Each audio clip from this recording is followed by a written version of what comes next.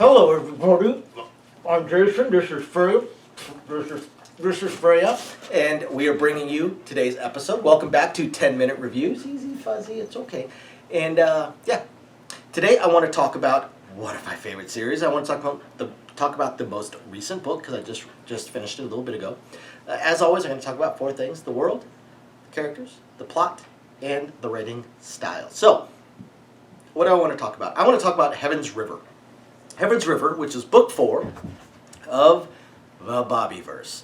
And the Bobiverse is one of my favorite science fiction series. I am so happy that he wrote a fourth, because when he wrote the first 3, it really seemed like he had a beginning, a middle, and an end. The third book really did tie up all the plot points and made it seem like, hey, this is done, it's over, it's finished, finito. It's all complete.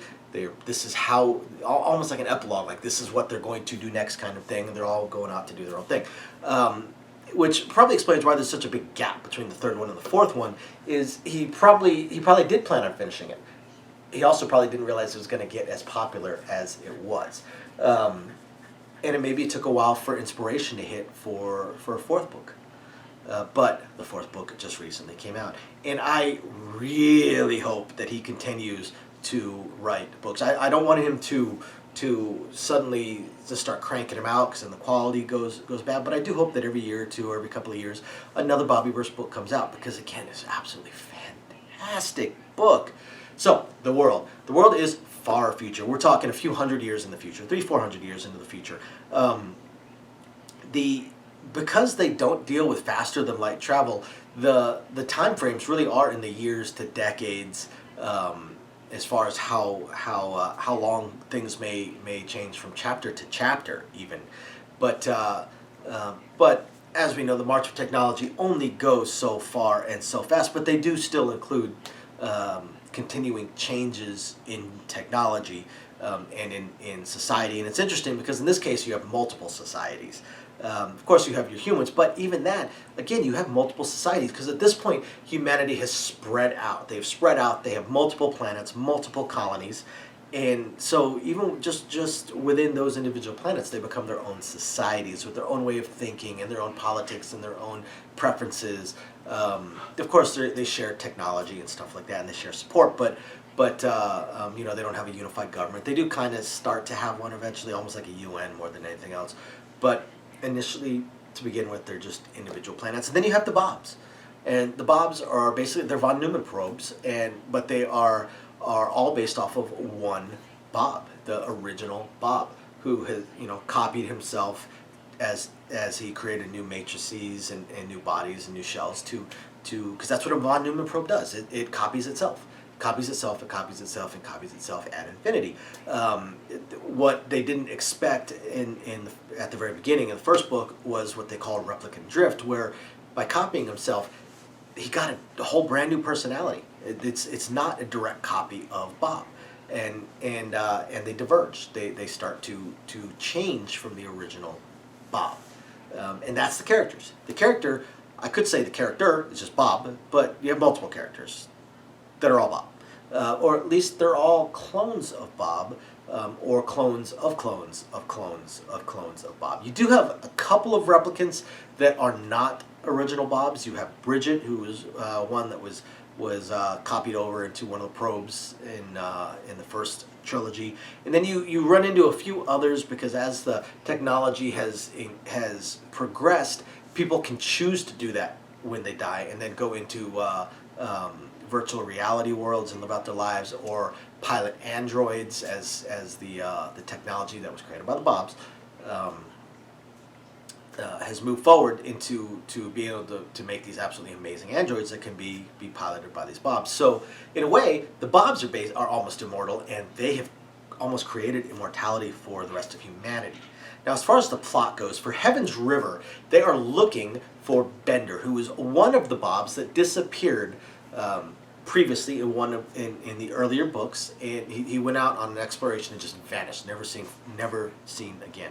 So the original Bob 1, decides to go look for him. Now, there's a few things that happen here. They end up running across a megastructure, a topopolis, almost like a Dyson swarm, not quite, but it's more of a like needle cylinder almost. It's like a spiral around the star. Now, and they find an alien civilization in there. And this is the second or third time they've come across alien civilizations and sentient ones. Now, unfortunately, there's a few other things going on as well. The Bobiverse has grown to such a level. We're talking thousands, possibly even tens of thousands. They don't exactly know. Individuals, and because of the replicant drift, as they continue to clone further and further generations, they get much farther. They're in no way, shape, or form resembling anything of a Bob at all. So now they're starting to splinter. They're starting to splinter into their own factions. You have factions with different politics, and that's what ends up happening. Is you end up having a minor civil war occur within the Bobiverse at the same time as they are trying to peacefully and carefully explore this megastructure and find Bender, because they hope that he's still alive and they believe he's somewhere within there, and then they have to navigate those that society and what's holding them back and who is running this megastructure and why are they being hunted and why are there multiple groups hunting them, and you get this why. Meanwhile, they're also still fighting this civil war that is more of it's more of an espionage battle than and sabotage battle than an actual physical engagement. People do get injured, people do get killed in this, but it's not an all-out armies fighting against each other. It's more of a, like I said, a sabotage kind of thing.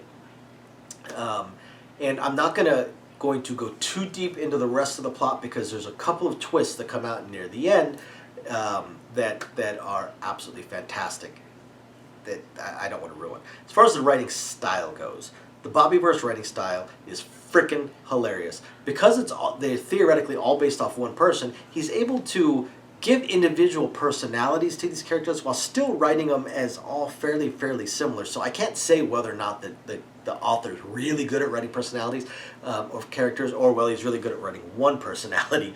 But the characters they're nerds.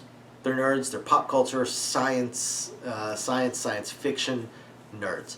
They're absolutely hilarious the way they interact with each other. They nickname everything, and they are, again, absolutely hilarious. Sometimes they come across, they decide on the acronym before they ever decide on what the acronym stands for. Some of the nicknames they give things are just a riot, and they quote a lot of pop culture movies and books, especially Hitchhiker's Guide to the Galaxy. They quote that one a whole bunch of times. And again, it's just absolutely hilarious. Absolutely hilarious, while at the same time, they have real science or potential real science. Like, at this point now, they are so advanced, they basically have magic. But the progression in the first 3 books to get to this level of science all makes sense. You could all see it happening, and it's all fairly realistic. We absolutely could get to that point if we don't destroy ourselves first. So, yeah, the writing style, again, it's top notch. You're going to laugh out loud a couple of times while you're reading the books. So, please hit the like and subscribe buttons, and then if you haven't read them before, you have to check out the Bobiverse books. We will catch you guys next time. Thanks for watching. Bye now.